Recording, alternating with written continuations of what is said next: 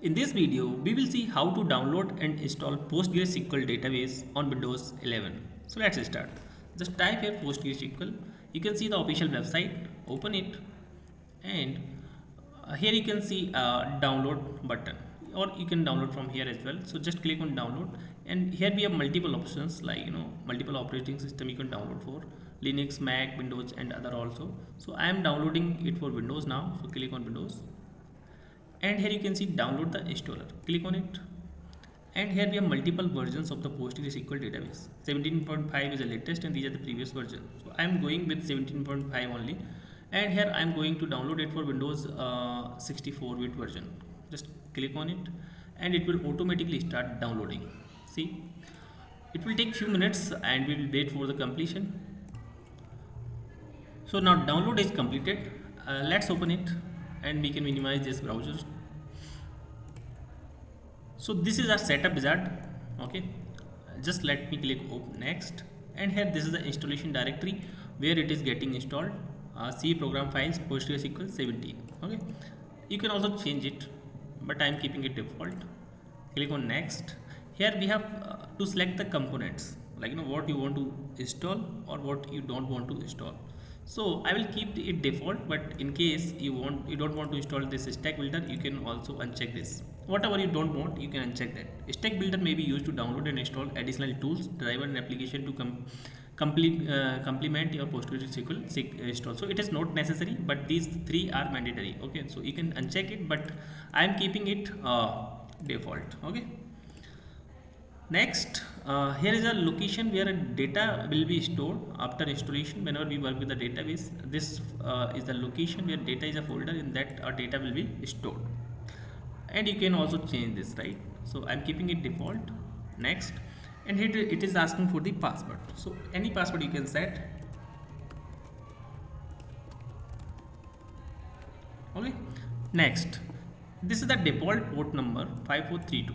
Keep it default. Next, and here also we need to no need to select anything, just keep it default. Next, and next, here setup is now ready to begin in the installing PostgreSQL on a computer. Click next, and it will start installation. It will take few minutes, and we will wait for that. Now it is about to finish. It will take few more minutes.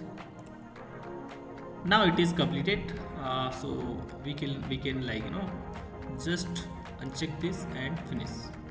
Now we have two options to access PostgreSQL. Okay, one is from terminal, and second one is from pgadmin. So before that, we will see the installation directory, and we will copy the path of bin directory program files, and here is a PostgreSQL 17 version. This is the bin. So I will copy this path and close it, and here you can type Windows R. Okay, here you need to type sysdm.cpl. okay, now here you need to go advanced and environment variable, and here you can see path, edit, and new. Just paste this path and okay, that's it. Okay, so environment variable already set now. So let me open command prompt to access the terminal. Okay, so here see, this is the syntax: psql u for username. So psql-u postgres means psql will invoke the terminal, and capital -u means this is the username. Okay, postgres. So let me type it, and it is asking password, which we which we given during the installation. So I give the password, and this is the terminal. That means we are successfully connected. Let me check the version of the database. Okay, here I kept some commands just for information purpose. So let me make it small, and we will copy paste. Right, just select the version, and here you can see this is the version 17.5 x86 Windows, right? And you can also check the current database. Select current database. This is the Postgres database name. What is the database name? Postgres. And you can also check that other things like this. Okay.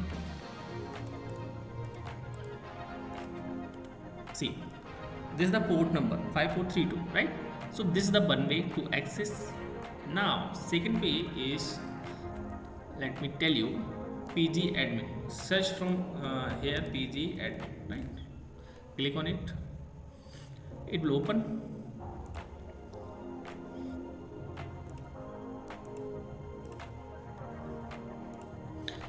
So this is the home screen of pgadmin tool. Here by default it opens multiple things, like this is the welcome page. Here you can add new server, config pgadmin, or these are documentation, website, these are other things, right? Properties, nothing. SQL, there's a SQL program, statics, nothing, right? Currently don't see anything. So this is the server. Here it is already server is already there, so we can just put your password and click on OK. You can also save the password so that next time it will not ask for the password, right? And see, this is our default PostgreSQL database, and you can see active states, configuration, logs, system, right? So currently only one user is connected, which is pgadmin 4, with this user only, right? And activity you can monitor tuples in database sessions, transaction per second, other things, right? I'm not going in much detail. So this is the way you can check this, and from here you can open query tool, so you can also execute your query in this database, right? So let me open that query, select version like this, whatever query you want you can execute that, just run it.